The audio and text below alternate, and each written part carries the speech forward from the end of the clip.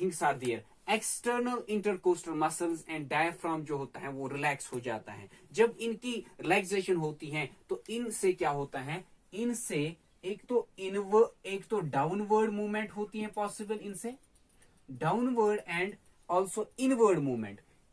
Downward उसके साथ साथ जो इनवर्ड मूवमेंट होती है, इनवर्ड मूवमेंट किसकी होती है, जो हमारा रिब केज है, रिब केज को क्या होता है, डाउनवर्ड और इनवर्ड मूवमेंट होती है रिब केज की, और इसके साथ साथ इलास्टिक रिकॉइल होती है। क्या होती है, elastic recoil. Elastic recoil of what, elastic recoil of lungs occurs. What? Elastic recoil of lungs occurs because of the relaxation of external intercostal muscles and the diaphragm. There is the downward and inward movement of rib cage, as well as there is elastic recoil of lungs. तो इससे क्या फायदा होता है, elastic recoil of lungs और downward और inward movement जो rib cage की होती है, रिलैक्सेशन जो होती है इंटरकोस्टल एक्सटर्नल इंटरकोस्टल मसल्स की और डायफ्राम की, इससे क्या फायदा, इन सब से क्या फायदा होता है, इन सब से हमें यह फायदा होता है जो प्रेशर होता है इनसाइड द लंग्स, क्या होता है, जो प्रेशर होता है inside what, lungs, the pressure which is inside the lungs rises.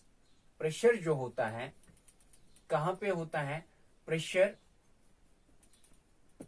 Inside the lungs, जो हमारा जो प्रेशर इनसाइड लंग्स होता है वो राइज हो जाता है, वो बढ़ जाता है। जब वो बढ़ जाता है वो एक्सपेल आउट करता है, दैट मीन्स वो एक्सहेल करता है, एक्सपेल आउट करता है। किस चीज को वो एक्सपेल आउट करता है, एयर को, expels out air from the respiratory tract.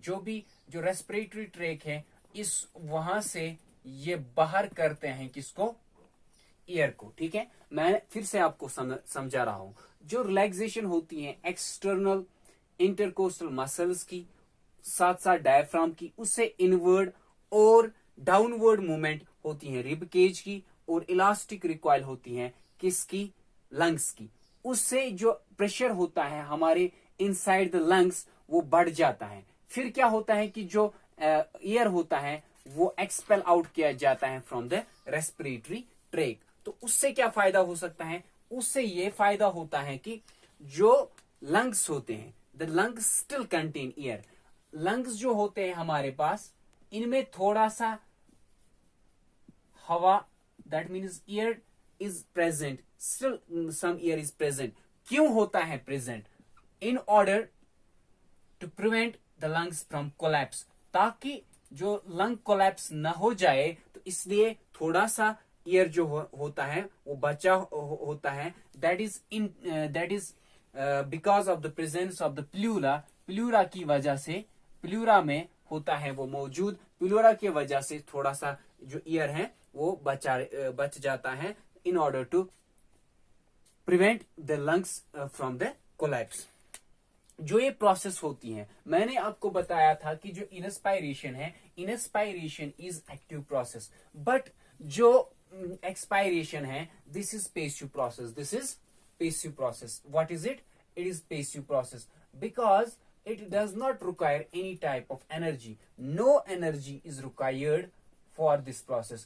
कोई भी एनर्जी, कोई भी ताकत की जरूरत नहीं पड़ती है एक्सपायरेशन के लिए, no energy is needed, okay, or required for the process of expiration। Number second is that जब हम रेस्ट पे होते हैं, एट रेस्ट, जब हम बैठे हुए होते हैं तो एक्सपायरेशन तकरीबन 3 सेकेंड्स के लिए तक होती है, लास्ट अबाउट 3 सेकेंड्स, 3 सेकेंड्स तक, और जो इंस्पायरेशन रहती थी वो रहती थी 2 सेकेंड्स तक, but expiration remains for 3 seconds. And after expiration there is, वहां पे क्या होता है, देयर इज अ पाज होता है, यानी थोड़ा सा रुकना होता है, उसके बाद नेक्स्ट साइकिल स्टार्ट होता है। मैंने पहले ही आपको बताया, जब मैंने साइकिल ऑफ ब्रीदिंग पढ़ाया, साइकिल ऑफ ब्रीदिंग में मैंने बताया कि पहले इंस्पायरेशन होती है, उसके बाद एक्सपायरेशन होती है, उसके बाद पॉज होता है, उसके बाद नेक्स्ट साइकिल स्टार्ट होता है। इस तरह से हम लिख सकते हैं इसको। इस तरह से मैं आपको डायग्रामेटिकली दिखाऊंगा। पहले होती है इंस्पायरेशन, फिर होता है एक्सपायरेशन, फिर होता है पॉज, ओके, फिर होता है inspiration. This is the continuous cycle of respiration.